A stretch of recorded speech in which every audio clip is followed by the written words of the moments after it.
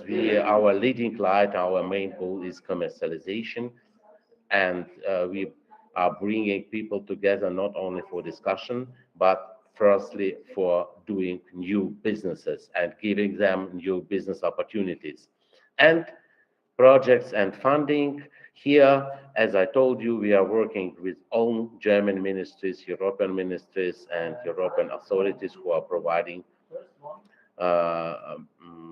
budget for and at firstly for agriculture projects. And if you want to know more about it, please contact me directly. I will send to each of participants a personal mail after the webinar. We have a huge number of tools that can be used, and we have a really ultra modern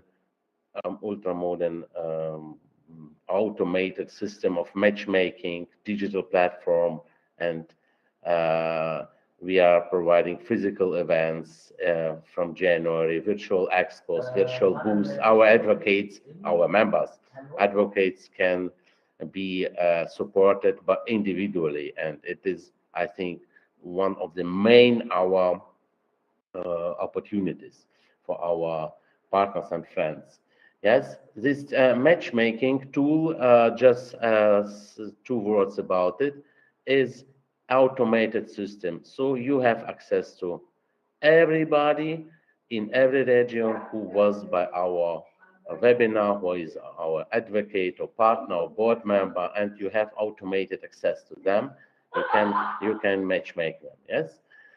Please don't hesitate to write to us, our to me or my colleagues, or to our general email. Thank you very much for your attention.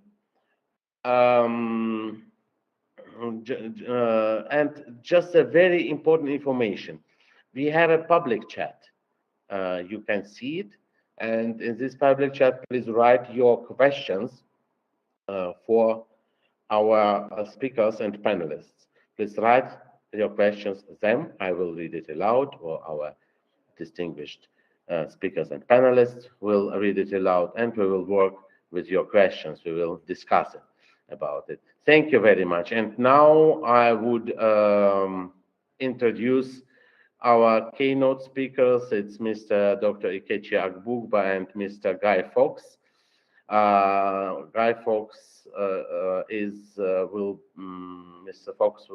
I would ask you to speak first. Then yes, you represent the Natural Land Association for Organic Agriculture, uh, Germany. But I would ask to I give you now presenters rights and ask to introduce yourself just a little bit. Thank you very much in advance. Yes, I have given you presenters rights and hope that it is working. Yes, thank you very much. Just give me 1 second. I'll share my screen really quick.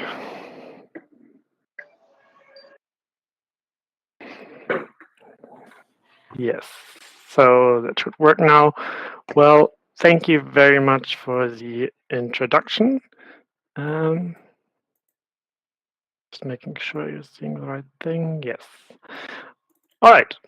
Thank you very much. So my name is Guy Fawkes. As said, I work for Naturland. I'm our contact person for salmon, shrimp, mussel producers, but also do standard coordination and so on.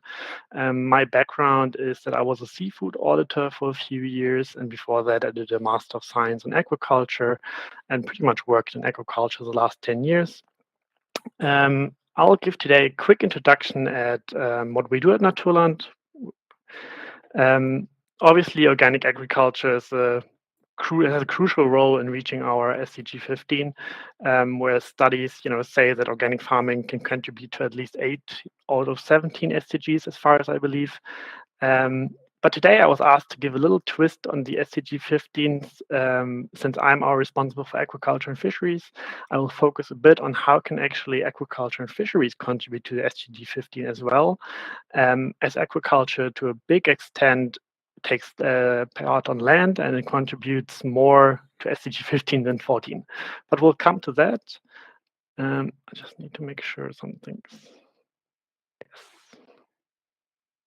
Yes, so Naturland, just quickly about us. Naturland is an association for organic agriculture, which was founded in already 1982, back then by 10 farmers, scientists, and consumers. Today, we're quite a bit bigger, and we have certified more than 140,000 farmers, beekeepers, fish farmers, and fishermen all over the world, and over 1,000 processors in more than 60 countries. That looks a bit like that if we put it on the map. So it's quite diverse now, and it's pretty much every crop from certification of forests to fish to honey to our typical crops or cows and pigs. Our Naturland is represented by currently 3 labels, which is the Naturland label, which stands for organic and social. Our Naturland Fair label, which is once you've attained the Naturland certification, you can attain the Naturland Fair certification, which has the values of organic and social, but also fair trade. So fair supply chains with long-term commitment, fair prices, but also social and community engagement. Then the third logo is the Naturland Wildfish logo, which I will talk about a bit later.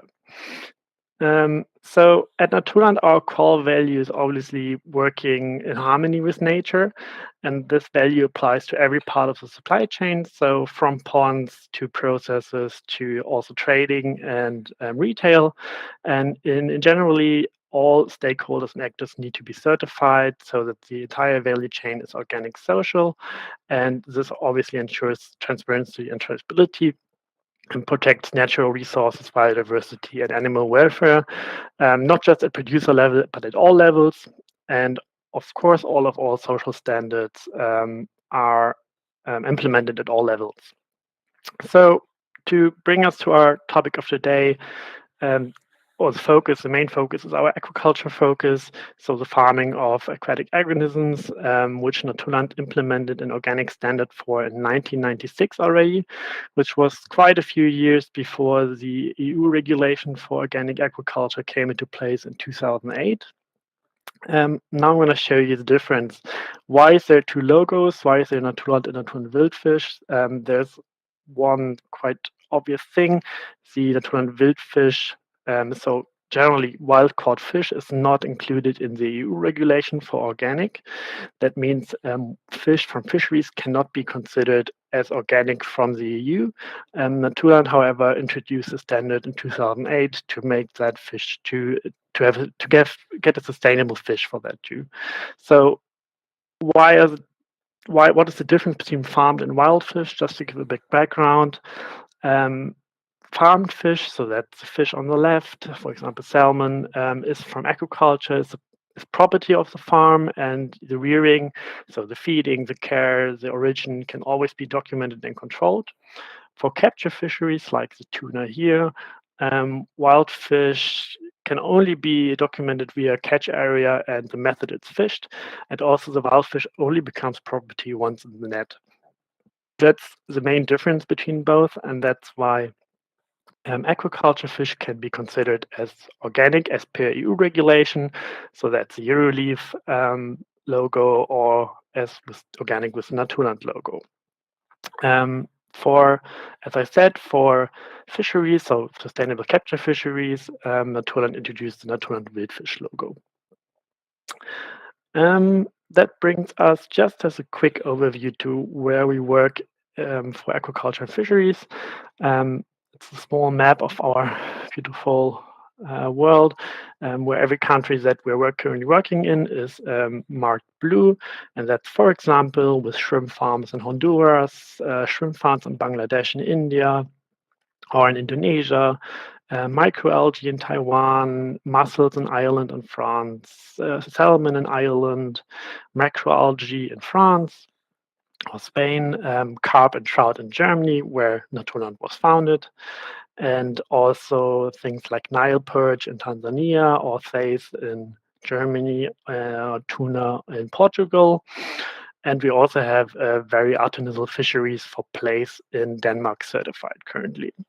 So just to give a small overview, what Naturland aquaculture operations adhere to, obviously our core value is to produce in harmony with nature, which for us means that the companies that are certified, that they choose their location carefully and they protect aquatic environments and the surrounding ecosystems, which, as I said, a big extent of the aquacultures are on land, so it does have a big impact on the terrestrial ecosystems around the mixed ecosystem.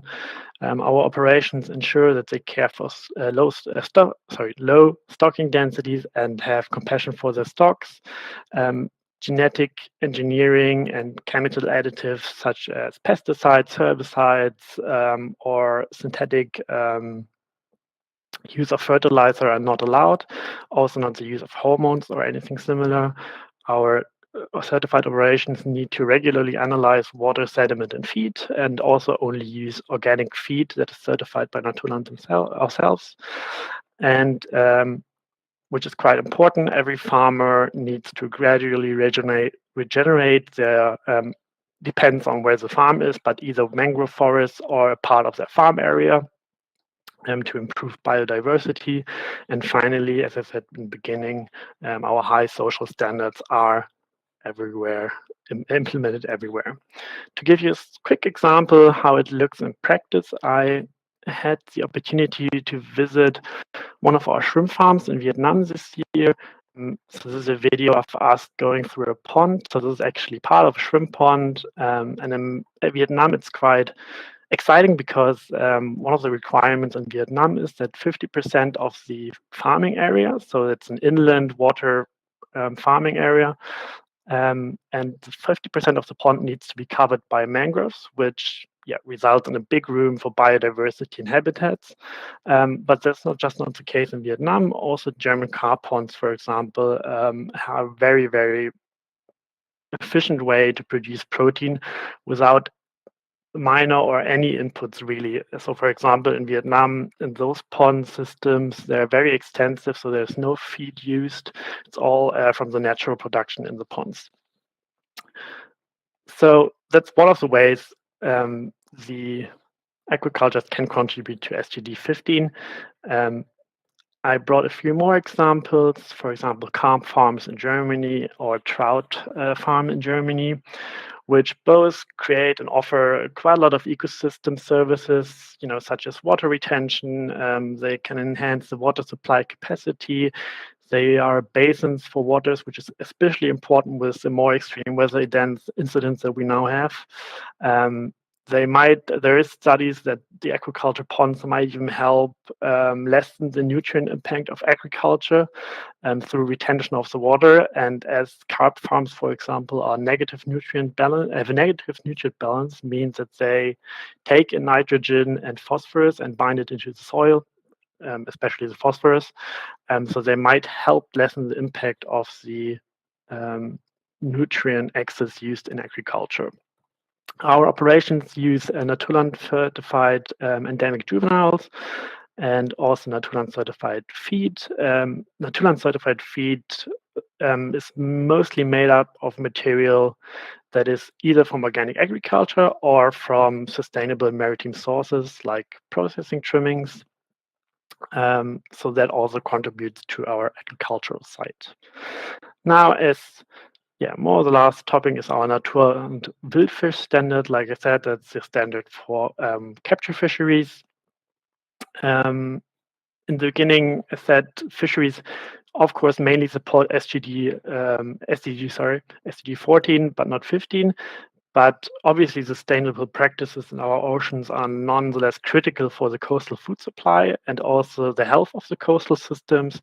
And as our oceans and land ecosystems are quite intertwined, fisheries do have an impact on SDG 15 too.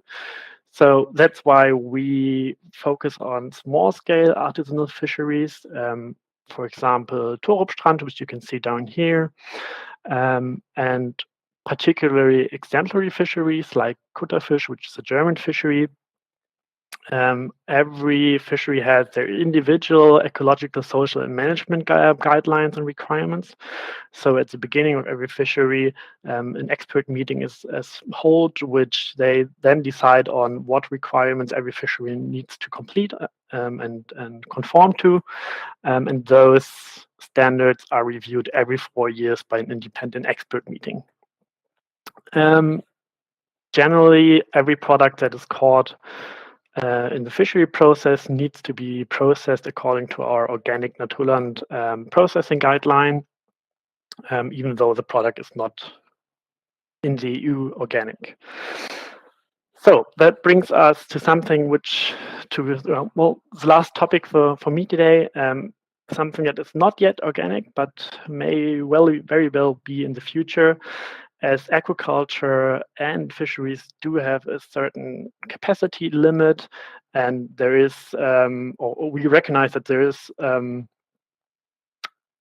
crucial element missing for the food supply of the future, and we want to contribute to the growth of sustainable recirculation aquaculture systems. This is a bit different than the systems I showed you now, because as I said, our vision is to work in harmony with nature. However, those systems work detached from nature, which does have the benefit that if done sustainably, it can have almost low to no impact on the environment, and it can be done very locally and sustainably. That's why we're working currently on a development of a RAS guideline. Maybe just for everyone that's not working in aquaculture, RAS means recirculation aquaculture system. That means the water that is used is recirculated and cleaned throughout the whole facility, and only a fraction of water every day is given out of the system, and new water is taken in. So it's a very system that doesn't rely on a lot of external water supply.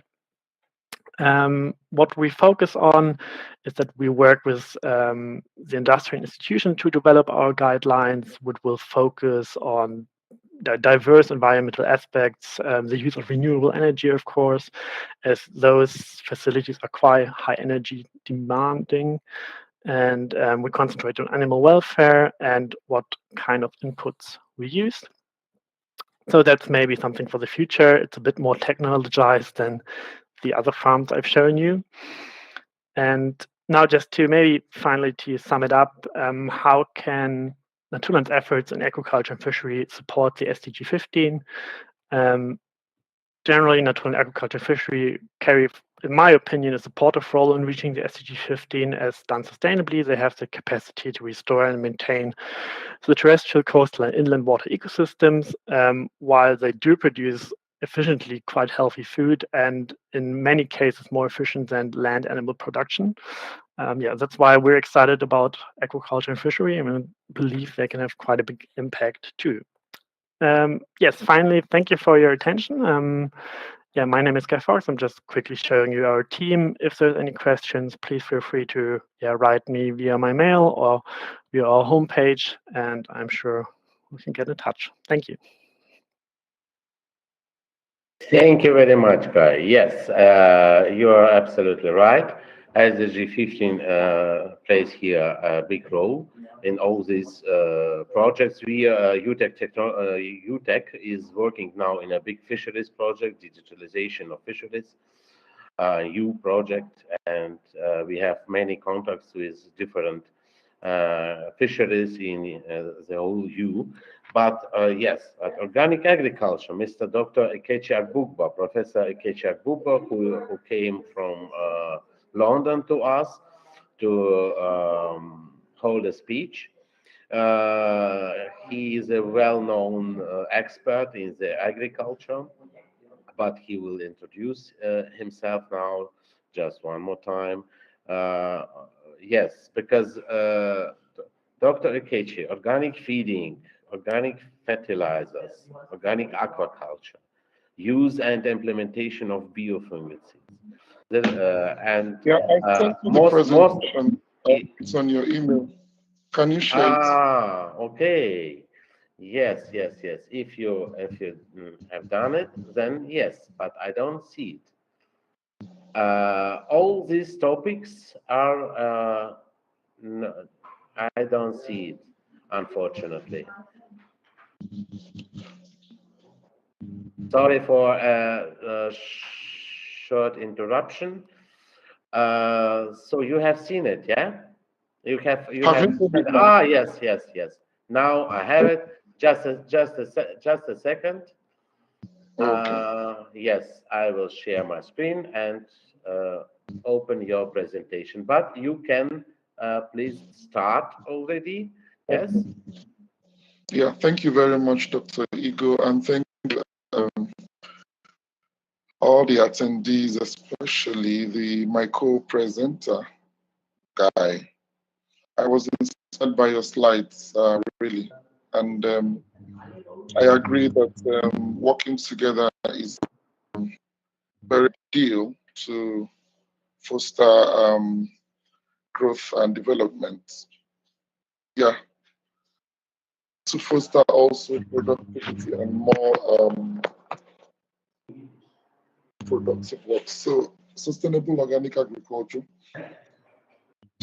Yes, organic agriculture principles and logic of a living organism, which all elements ranging from plants, farm animals, insects, farm and local conditions are closely linked to each other.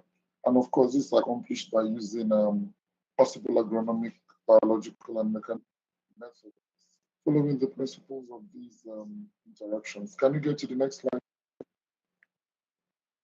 Now you can see a diagram in the next slide, which shows a connection using natural ecosystem model. So it connects eco-balance, diversity, nutrient cycles, soil fertility, organic farm ecosystem. Next slide.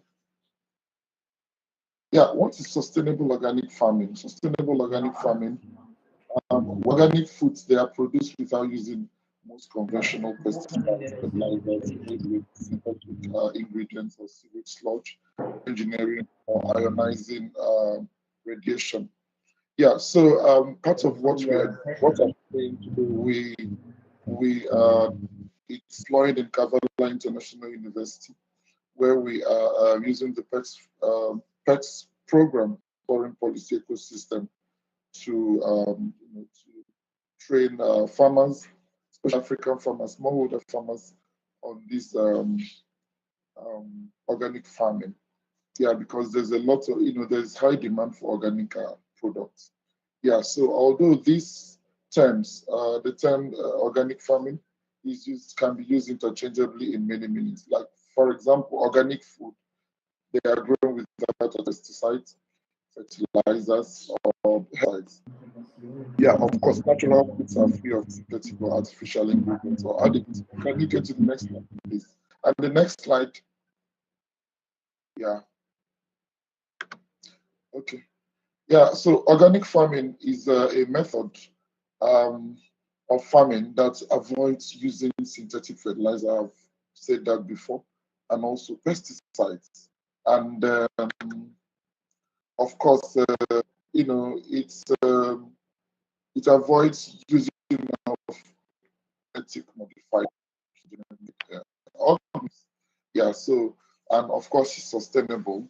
And of course, the sustainable aspect, describes the method and technique aimed at minimizing depletion of natural resources. Yeah, so the goal of organic agriculture is to contribute to the enhancement of sustainability. Yeah, so let's not forget that the sustainability is very important. It's a very important aspect of organic agriculture. And of course, we know that in time past, our forefathers,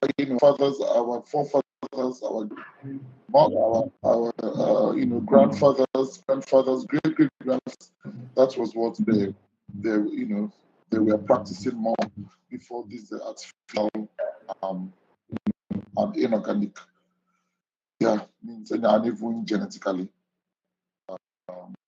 modified agriculture came in. Yeah, so sustainability in organic farming must therefore be seen in a holistic sense, which includes ecological, economic, and social aspects. Now, the next slide showing us a diagram farm to fork strategy and organic farming. You can see how farm to fork, that is from the farm to the end user, to the final consumer.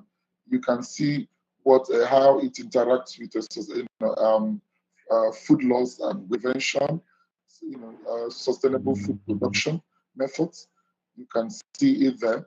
And then, of course, touches on sustainable food processing and distribution to sustainable food consumption. So this can be ensured. Yeah. And the next slide is just a picture of get organic food. Yeah. And then the next slide is explains or elucidates the goal and aim of organic farming and sustainable agriculture. And according to the guidelines of organically food produce of the Codex Alimentarius 2007, that an organic production system is designed to enhance biological diversity within the whole system, within the whole ecosystem. And of course, it increases soil biological activity, also maintains long-term soil fertility, also has waste of plant and animal origin in order to return nutrients to the soil, thus minimizing the use of non-renewable resources. The next slide, please. It's a continuation. Yeah, and of course, it goes to promote the careful processing methods or even actual products in order to maintain the organic integrity and vital qualities of the product at all stages. Yeah. Permit me to digress a bit. I'm engaged with lots of institutions, lots of individuals, and universities. I work with the education sectors a lot within Africa and outside of Africa. And I work with individuals, even I can see Thomas Rega, he is also one of my partners, and we also discuss some of these aspects of farming methods, and also how to bring some of them into Africa. Of course, welcoming it a lot because of the high demand for it. Yeah. So look at the principles that surround organic farming. There are some principles that organic farming. Principles of health. We can see it from the IFOAM 2002, as I mentioned earlier. Principles of health, like principles of fairness also, and principles of care, which shows organic farming. You can, the next slide, you will see that shows the organic farming and how it connects to vermicompost, green leaf manures, crop rotation manures, the normal regular manure, and then biofertilizers, animal husbandry, and then biological manure. Time will not permit me to start going into this, but I have a document that explains all of these things. Very comprehensive. Yeah. So why organic agriculture? Why agriculture? We can see economic sustainable. Organic agriculture, they help to improve soil structure and fertility through the use of rotations, organic manure, mulches, and the use of further adding nitrogen to the fertility cycle. It also helps in promoting biological activity through the use of natural pest controls, biological control plants, pest control pesticides, and of course, synthetic pesticides, which when misused, they are known to kill beneficial organisms. For example, natural parasites of pests, bees, and earthworms, they cause pest resistance and I was in a facility in my country. I was I signed papers with International Organization for Migration sometime last year, and I went to the Food Preparation Technology Transfer Station in my country, and I was I was telling them that most farmers that they waste a lot of time trying to kill organisms, trying to uproot weed and untimely And I told them that some of those activities, they are very bad. They are not advised at all these days because they help to plant like any plant that is trying to establish to do well. Naturally, there are so obvious that should help them. Dr. Ikechi, just 2 minutes, and we have to finish your keynote speech. Okay. Yeah, so in soil sustainability, we can see that organic agriculture contributes to the social well-being by reducing the losses of our soil. Yeah, and also even by using local resources, local knowledge, connecting us consumers and their markets, the economic conditions and the development of rural can be in as well. Next slide. You can see that it is economically sustainable. And the next slide is the marketing its mobility. So it's very marketable as well. As I said earlier, that the demand is high and there is market for it. And of course, these other slides are just broken down into like analysis of farm components. It also touches on, we need to look at the practices that we do, that we engage in an organic production, like crop rotation, improving of soil health, using physical barriers for protection and not chemicals and all of that. Then water management is very important, increasing infiltration, and then now how to keep water in the soil and all of that. Can you get to the next slide? Next slide. You will see crop planning and management. Crop planning and management in organic agriculture touches on rotation, intercropping, using of cover crops, then crop animal association or crop livestock association, and then you can do the next. You will see plant propagation in organic farming, yeah, and and then finally. My last words, you'll get to conclusion and last words. Yeah, ensuring the safety of supply requires the formalized policies and a coherent framework for national strategies and action. Safety policy sets out the principles, values, priorities, and strategies necessary to enable prevention to address the the legislation provides the legal framework for establishing. Dear friends, please mute yourself. Yeah. And finally, development and implementation of safety and the legislation is a complex process that should be underpinned the following. Thanks for listening. Can you get to, you will see my thanks for listening. Yeah. I think I have to entertain questions. Yes. Thank you very much. Ikechi, for your interesting and impactful presentation. We have Mr. Thomas Rieger, who is an experienced expert in energy and agriculture. That was mentioned by Mr. Guy Fawkes, and this theme should be very, very impactful and significant. These are the crossing projects. I know that you are working now in such projects, and you are preparing such projects, and you are implementing such projects. Thomas Rieger, please introduce yourself. Thank you, Igor. It's a pleasure. Am I an expert in agriculture? I am not. I mean, Mr. Fawkes and Mr.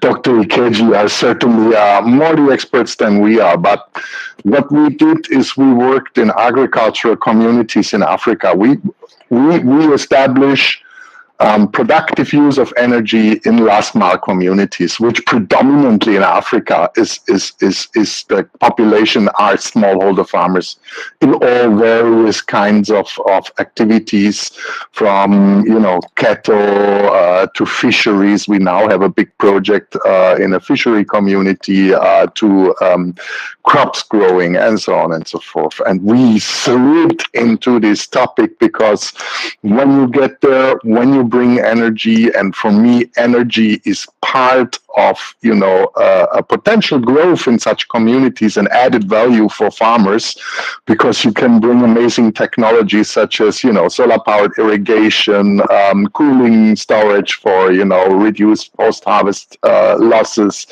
and link markets up. And something that rings in my bell that Dr. Ikeji said, you move in such communities, and we have the know-how of such practices of organic farming, but they don't. And they don't know how it works. They don't know even how to get certified. And I'm looking at the colleague that was talking before. That is so important, because today you look at the communities and they're being exploited for the work they do. They get very low pay, for their produce. They don't know where to get, organic fertilizers. They don't know the practices. They don't even know about those certifications. And especially, that fair, Naturland Fair, I love it a lot. And my mind spins around, how do we get these people into the circle, or how can we, certify them with experts that are here? Dr. Ikeji is working with us on one of those projects where we really would like to go much deeper in, because 80% of the people in our communities are in smallholder farming activities. How do I get them, to participate, to get more value for their work, and to start, using the principles of organic farming? That is very interesting for me. Increase the value that they can have, and fulfill a lot of SDGs, which was mentioned before. It's very important, but they don't know. So what we do, we want to move in those communities. We want to establish, hubs, agricultural hubs, commercial hubs, but also, increase their livelihoods with a number of partners that are eventually also present here today in this forum.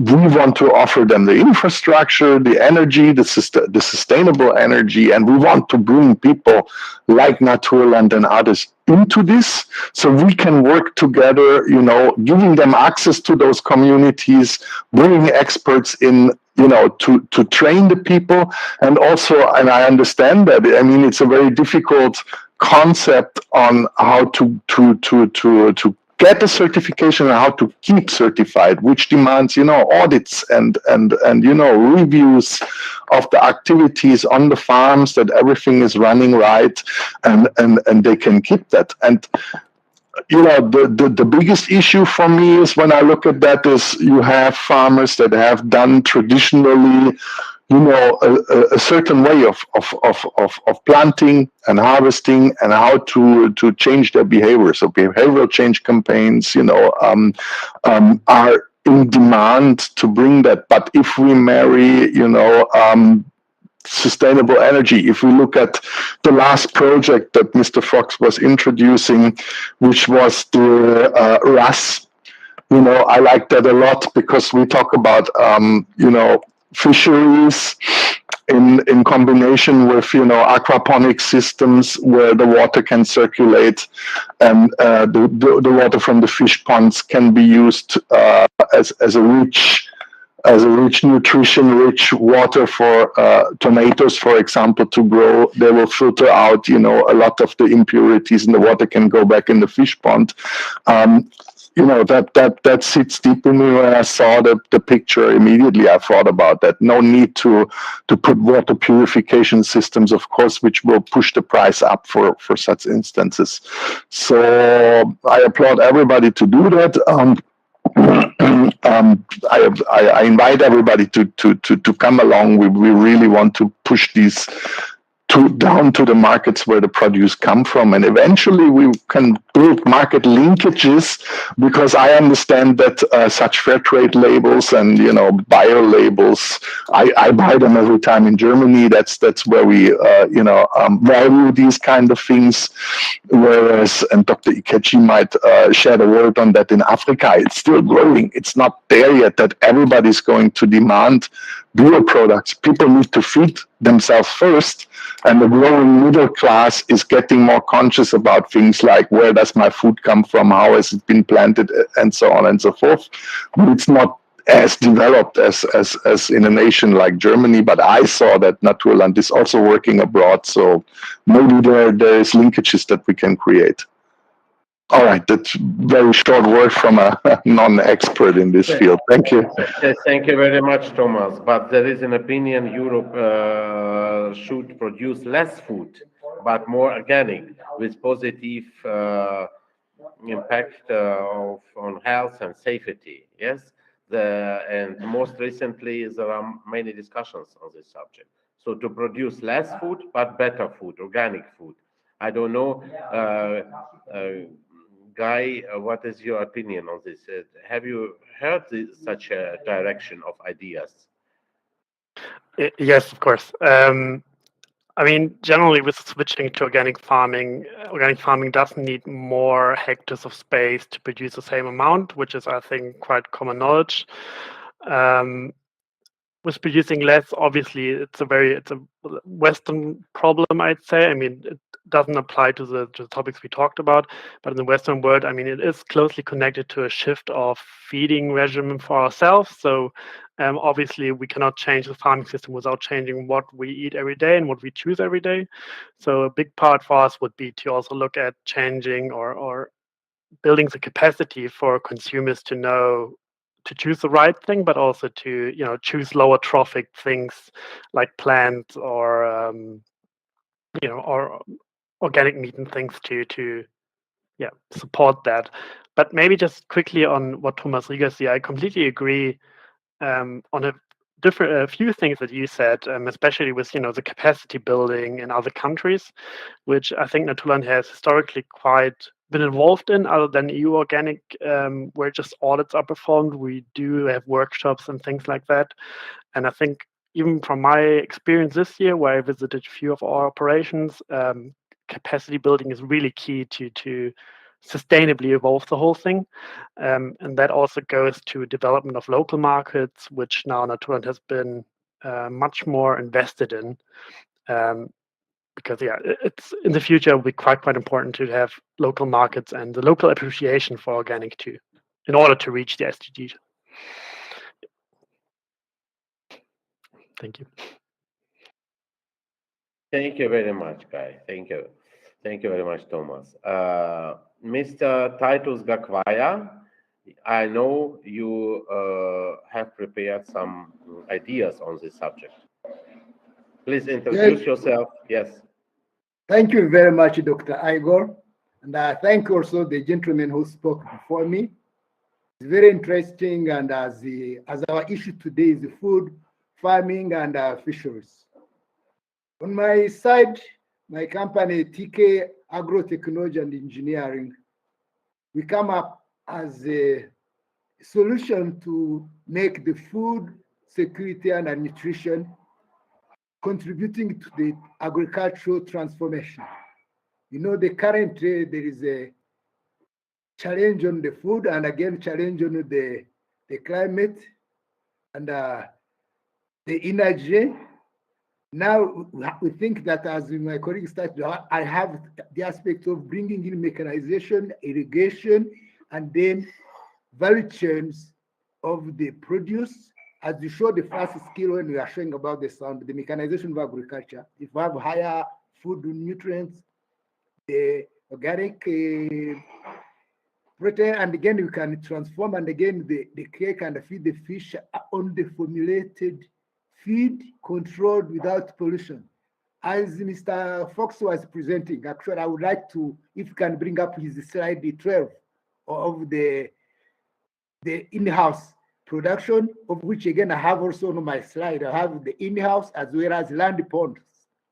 Because food security, the nutrition, fish contributes more to the protein as the aspects of the other, but again also Rwanda is the inland country, though we have many lakes and the rivers, but again also with the production, the lakes and the rivers, at times because of the wind and so forth, the intensive production of the fish, again, some get shocked because of the web and so forth. But again, if the in-house production or land ponds controlled scientifically, as my colleague Fox showed, the recycled feed to control the nutrients as well as the aquaculture.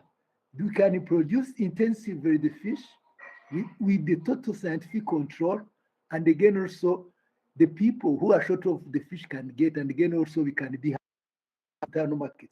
And again also on that very aspect, when you have the harmony and the nature, then you can be able again even to invest and scale up and export where it is needed, so long as you are meeting the scientific norms, control of the requirements wherever your market is.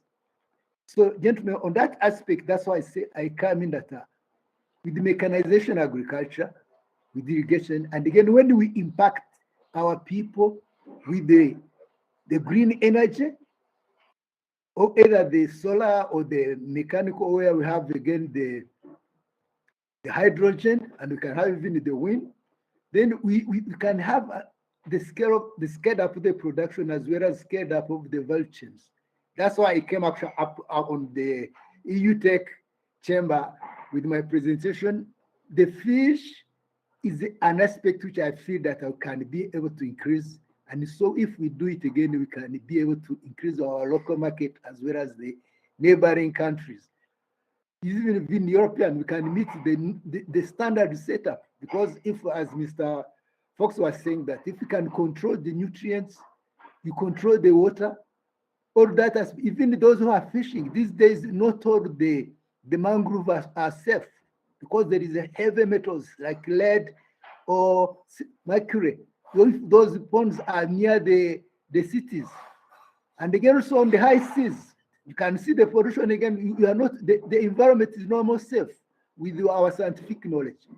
So on our aspect again also, when you have your pond or your green structure house, you can be able to control. And again, when you have the large scale production, mechanized soya production, mechanized sunflower, you can get the cake, get the oil, and again also you can formulate the feed you want, either for poultry, for fish, or even for cattle.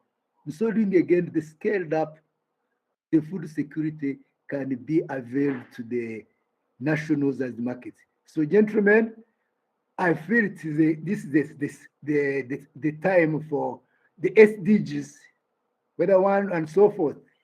I felt that with on this EU Chamber, when I came in, I had about 6 SDGs, but now I can see that I have at least 3 or 4 that can be adopted and added, and again also with the norms control, then we can be able again to contribute to our society, to humanity, as well as to the markets with the better conditions which we all aspire to have. Thank you very much. Thank you. Note, I can give others to contribute. I feel that the science we have, the technology we have, the knowledge we have, and the investments, we can avail more food to our people or to the markets with our environment if we care. Thank you. Yes, thank you very much, Titus. Olavumi, please, you wanted to say your opinion on this subject. Olavumi Benedict. Yes. Oh, no sound, Olavumi.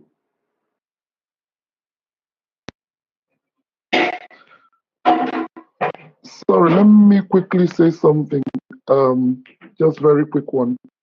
Yes, I'm very happy that Engineer Gakwaya, because I even forgot to appreciate him. Yesterday we had a summit, clean energy funds, and of course Thomas Rega also mentioned about clean energy and renewable energy. We were speaking on how clean energy can transform the agriculture sector, and of course, you know, I have even seen Al Karaki, I've seen Rohan, I've seen Solomon Molefe. These are people who we do lots of stuff around them, you know, in this agriculture sector. And of course, you know, one thing about organic farming is that it's not just for crops. Livestock is, is very much involved in organic farming. It's like an integrated farming system. It's an ecosystem. And every, like the question here, is there a possibility to partner and develop my agribusiness with European companies on farming and food on climate seed production and its supply system. Yes, of course. Adugna Haile Wako. Yes, of course. You can definitely partner with the European companies as you will meet with Sir Igor, and we will discuss on that as well. And then the next question, Tanzania, over 8% population are employed. So not just in Tanzania, generally in agriculture. So it's like a model for Africa. Yeah. And employed to agri sectors, but still not aware of agriculture and its benefits. So I wish to let even know access to the beautiful education like I have received today, especially people in rural communities. Thank you very much, Adrenus Muganga. That tells us that it's receiving increased attention. Thank you. Bye bye. Thank you, Dr. Kechi. Alavumi? Hi, everyone. My name is Olawumi Benedict. Work in Ghana for the past 9 years as organic farmer. And currently, I moved to the space of food sovereignty. So I heard the last speaker talking about food security. Food security for us is more now for food sovereignty. And when it comes to food sovereignty, it puts into perspective the culture of the people, the spirituality of the people, and the sustainability of whatever they produce. So that is what I have been working on in the last 3 years now, to move away from just food security, but food sovereignty for our people. And then with a project from IFAM, we've been able to establish what we call participatory guarantee system in Ghana. And then we have been able to develop markets, local market for organic, whereby the farmers that are being trained and groomed to produce organic can take their produce there. Like you see, I'm in a building and I'm in a village. I got here yesterday to come and see some of the farmers and retrain them, because we understand that even the project has ended, I have to continue on my own space to continue to train these farmers so that they can produce according to the specified ecological organic standard that was developed under the project. And then we can continue to link them to the various markets that are opening up. In Ghana, the awareness is coming up about where does my food come from. People are now concerned about where their food is coming from, who is growing their food. So there is a little bit of awareness, and people are being concerned now because of their health status. So more people are demanding safe food. So if we do not move to the interlands to help these farmers, to teach them how to grow sustainably, to show them practical examples how to do it, then we will not have that kind of food in the market, and for those who can afford to buy it. So that's why I walk around the country trying to help these farmers, give them the tools that they need in terms of training them, and then link them to the market.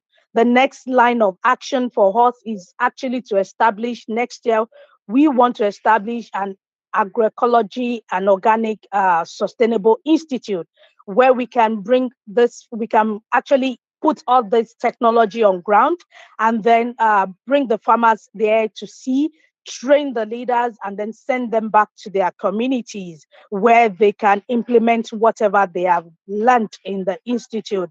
Because the cost of transportation is going up, Ghana is becoming very expensive. And then going around, I realized that I can really reach a lot of places that I need to go to. Like I know Nurtureland is working in Ghana, but they are specific on crops. For us, it is more about the local market. People has to eat healthy food in the country, not for export. So yes, I appreciate the work of the export companies and those who are working with the farmers locally to export. But what do we eat? So things that we don't export, my plantain, my cassava, my pepper, my contomere, my vegetables that are local has to be organic. And this, over time, we have realized that the farmers are using synthetic product to produce because they want to quickly get them to the market, and which is affecting people health-wise. And even the animals are consuming this food.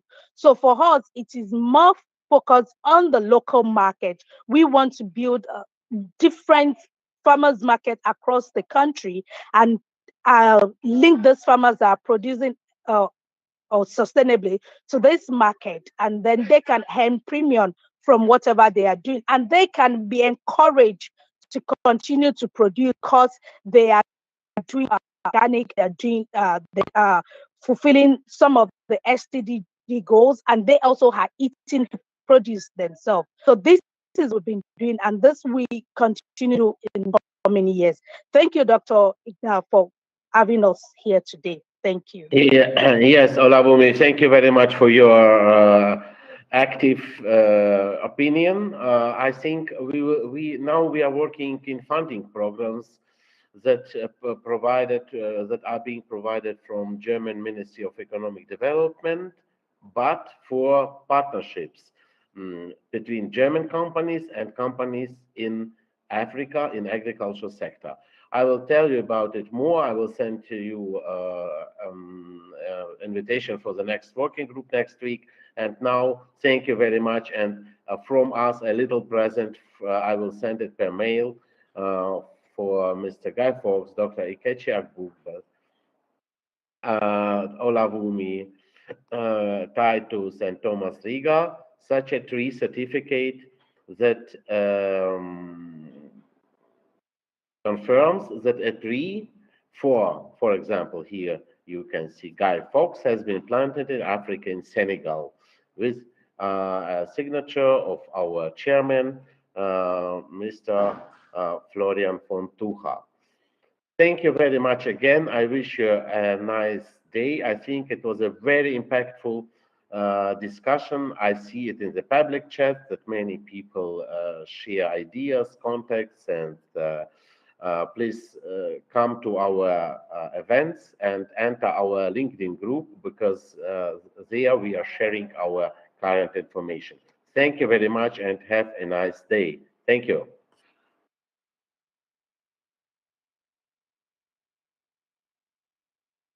Yeah, thank you. Bye-bye. Bye, everyone. Thank you very much. Okay, bye.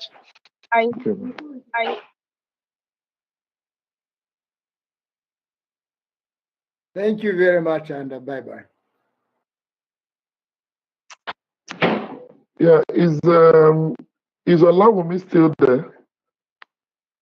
Okay, I wanted to tell her something. Anyway, maybe she has gone on. How are you, Thomas? Speak later, yeah. How are you? Engineer Titus, we lost you yesterday during the session. Hey, we had a big storm and the network was cut off. Yeah, it wasn't just you, it also affected Engineer Ndegwa. So, in fact, he even joined and really made his succinct points. But the challenge of the storm, was also affecting this. I saw the remarks and appreciation of our work. I think it is successful, and we can look forward. I think that gentleman has seen had a hard Titus, my colleague is going to Rwanda next week. On the 7th, he's traveling there, and we're preparing our pilot over in the Goma border, where we are going in a community that has a lot of fishing. So maybe you can meet him with him when he's in Rwanda for some more discussions. Yes, you can give me my contact, then we can be able to interact. Very good. Then you guys can meet together and you can discuss about, a lot of mechanization topics that we want to bring in that community, plus cold storage and everything, of course. Yeah, that's very nice. Sounds good. Yesterday to Dr. Ivo, and I can include him again on the team. That's good. That's good. Yeah. Yeah, I think this is a very good one. Okay, maybe maybe I will speak to you later. Maybe I'll speak to you later, Engineer Titus, and also Thomas. Yeah, you're welcome. Edris wanted something. You're welcome. That would be fantastic. Adrianus to say something. Yeah. Adrianus, I don't know, he's in Tanzania. I think he wants to say something. Adrianus, can you unmute?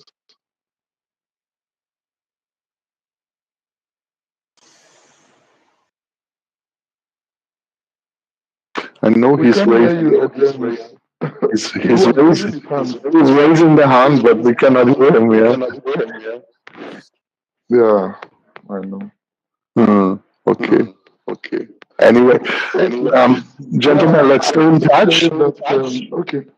I just wanted to say that, like a door is opening up for me at the University of Rwanda soon.